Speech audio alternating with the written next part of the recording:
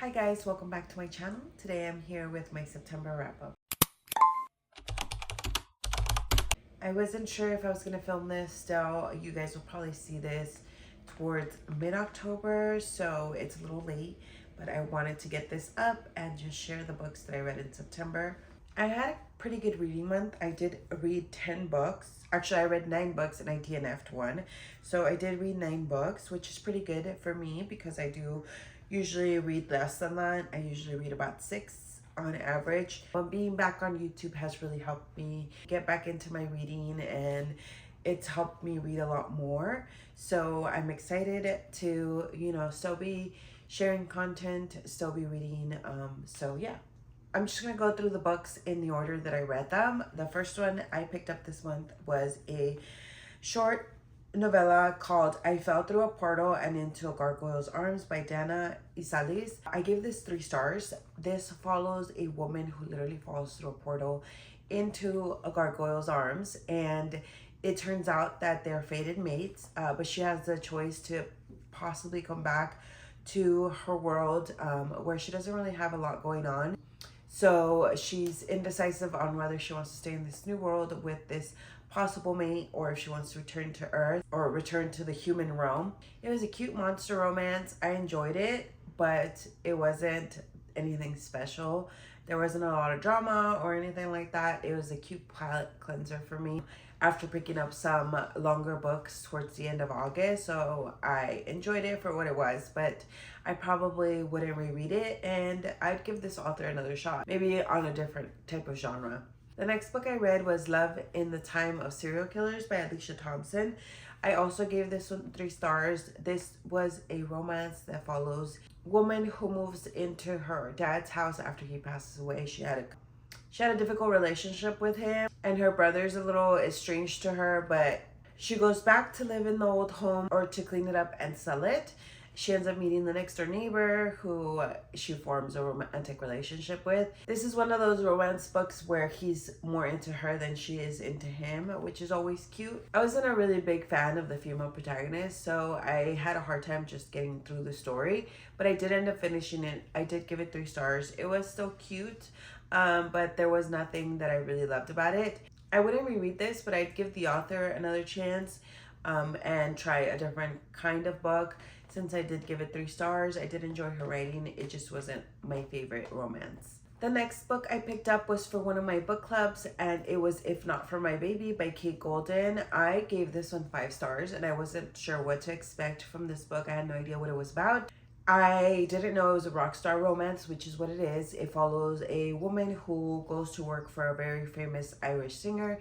She is one of his backup vocalists, and they form a romantic relationship, which I really enjoyed. I loved the relationship between the two. I loved the music that was woven into the story. I loved the dynamic between all the characters, and I really had a fun time. I'm so glad I ended up picking this up because I loved it. Again, I gave it 5 stars.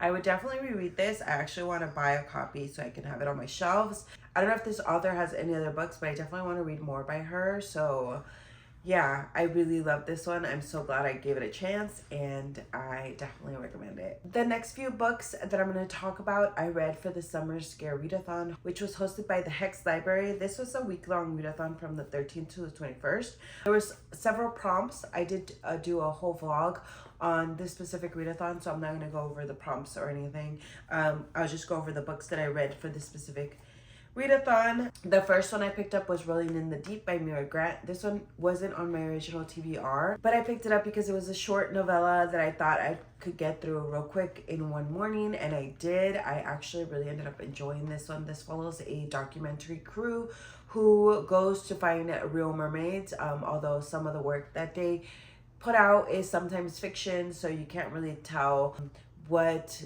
is real and what is fictional in their documentaries. This is the novella or prequel to the book Into the Drowning Deep by Mira Grant, which I'm really excited to read at any point because this novella was really good. I gave it 4 stars. I've read Mira Grant books before. I've also enjoyed them. I'm really looking forward to picking up another one. I might reread this before I pick up Into the Drowning Deep, so I do plan to reread it because it is a short book to get through. And like I said, I do enjoy a good mirror grab book. The next book I read was The Expat Affair by Kimberly Bell. I read this one for my walk-in book club and I actually gave this 2 stars. This follows the point of view of 2 women involved in the gem world or the diamond world. One is married into it and one is accidentally placed in a deadly situation where she ends up caught up in the drama of the diamond world. There was a lot of talk about diamonds themselves and diamond houses and jewelry houses, which I didn't care for. The mystery wasn't that interesting. I ended up giving this one, I don't know if I said this already, but I gave this one 2 stars. It was definitely not a great thriller. I thought that the mystery wasn't that great, so I didn't enjoy this one at all, actually.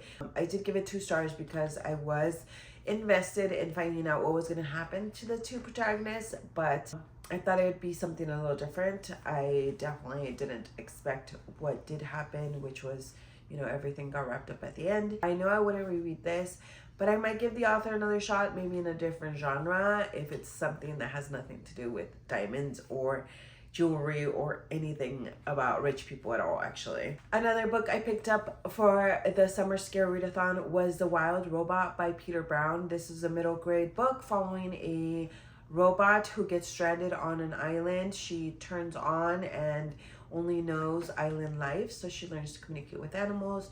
She ends up raising a baby goose. She goes through a lot of stuff in her adventurous little world. This is the first book in a series of middle grade books, but I don't think I'll pick up any of the other ones. This was definitely a cute one.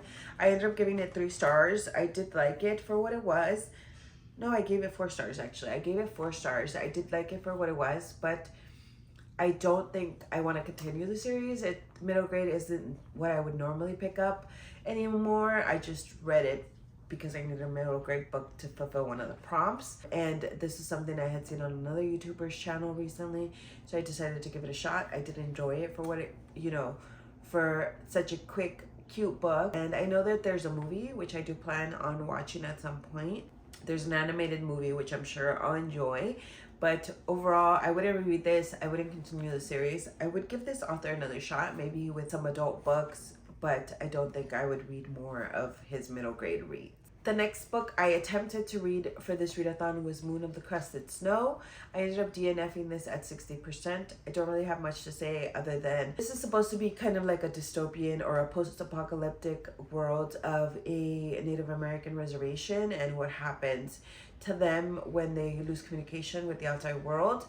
But I had a hard time connecting with any of the characters. I had a hard time caring about any of the story, and I really didn't see where it was going in terms of a post-apocalyptic plot. So I ended up DNFing at 60%. I wanted to get through it. This is one of the books I was reading with one of my friends. This was one of our buddy reads for the month of August. Actually, I was still trying to catch up, but again, I wasn't enjoying it, so I just gave up at 60%. And yeah, moving right along, those were all the books I read for the summer scare readathon. I did read one more, which was part of a different readathon. So Jan Agathon from the channel Jan Agathon hosts a monthly readathon with The Lair, which is her Patreon. So this month it was to read Latin books or spooky book written by Latin authors in honor of Spanish or Hispanic Heritage Month. I wanted to pick up a few different ones. I did end up picking up Human Sacrifices by Maria Fernanda Buero. I gave this one 2 stars though. It was short stories. Some were really good, but most of them were really anticlimactic. I didn't end up enjoying most of them. So I was a little disappointed that I didn't love any of the stories in the book. I actually don't remember most of them at this point. So yeah, it wasn't my favorite. I did try picking up The Bewitching by Sylvia Moreno Garcia, but I ended up DNFing that like a couple pages in. I can tell that Sylvia Moreno Garcia is just not an author for me. I don't think her writing is my favorite thing, so I don't think I'll be giving her another chance. I did try reading Mexican Gothic by her. I did read that one. I didn't enjoy it, and I did try The Bewitching, and I wasn't enjoying it, so I didn't want to waste any more time in September reading books that I wasn't enjoying, so I ended up DNFing that one really early on. I didn't even count it in my wrap up, but Now that we're talking about other books that I tried reading during that readathon, I might as well mention that I did try reading that one as well. So for that readathon, I did end up only reading the one which was Human Sacrifices. I don't know. I know I wouldn't reread this, but I think I would give this author another shot. Maybe a full novel would be better. She did seem to have some interesting story. Like I said, there was some that I really enjoyed. So I think seeing more fleshed out characters by her would be great. So if she has a full novel out there that at some point I might pick up, maybe I will. The next book I read was Nocticadia by Carrie Lake. I gave this one 3 stars. This is dark academia / dark romance. It's more dark academia than romance. I did enjoy it for the most part. I enjoyed the atmosphere. This girl ends up getting a full ride scholarship for 1 semester to go to this university called Dracadia, and she's trying to find cure to the disease that kills her mom, which ends up being this man-made disease that she was infected with. A lot of stuff goes down. It's a really lengthy book, but it does focus a lot on the school and the atmosphere. The romance is between her and one of her professors. Not really about that. There is like some sort of obsession between them that is mentioned a lot throughout the book, but any romantic moments are really left. They're not the main plot to the story, which I thought it was. I thought it was more of a dark romance than what it was. It wasn't as romantic as I thought it would be. So I was actually a little disappointed. I did give it 3 stars. I did enjoy it. It did leave me with a lot of unanswered questions, which I didn't like. And I know that there's not going to be like a second book, but the ending kind of hints at another book. I mean, I did enjoy the book overall, but I just don't know how I felt about leaving with so many unanswered questions. I wouldn't reread this. I would read another book in this world, I guess, and I would definitely pick up another book by this author, but I just don't think I would ever want to read this, especially because it was so long and there was such a lack of romance. In my opinion, there is still some steamy scenes and some romance, and again, like I said, the obsession between the 2 characters is mentioned a lot, but it just didn't seem like a romance to me overall. The last book I read, and the only book I have in physical format, was The Butchering Art by Lindsay Fitzharris. This was the book pick for my new book club that I started with my best friend. We started a Booze and Books Society book club over on Instagram, and we met up for the first time. This was our first book. This is a nonfiction that takes place in Victorian times as they discover surgery and amputations and anesthesia, and it just follows one man, Joseph Lister, as he makes groundbreaking discoveries in the medicine world and basically helps surgery become what it is today. He was really adamant about sanitizing because back in those days they didn't really believe that germs existed and that germs were a real thing, and that having a clean workspace was something that was needed. So he really made an impact in the surgery world. I gave this 3 stars. Nonfiction is definitely not one of my favorites. It was very interesting. The beginning was really gory because it described a lot of like the outdated ways of surgery. But it did get a little dull halfway through the book as it explained his journey through school and his decisions to continue in either a religious career or in his medical career. He does a little traveling. We get a few backstories on other people. So it does get a little dull halfway through the book. But overall, I did enjoy this. I don't think it was like a creepy or thrilling book, but it was definitely gory, and there was definitely some gruesome parts that were kind of shocking to find out. There's a bunch of stuff that I want to look up also, just facts, pictures, things that I want to see. I was very intrigued by the book.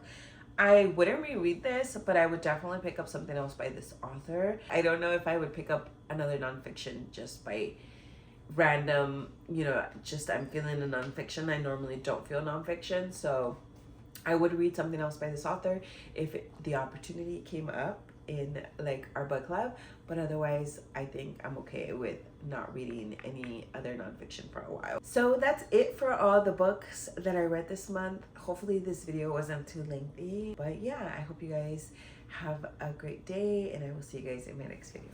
Bye.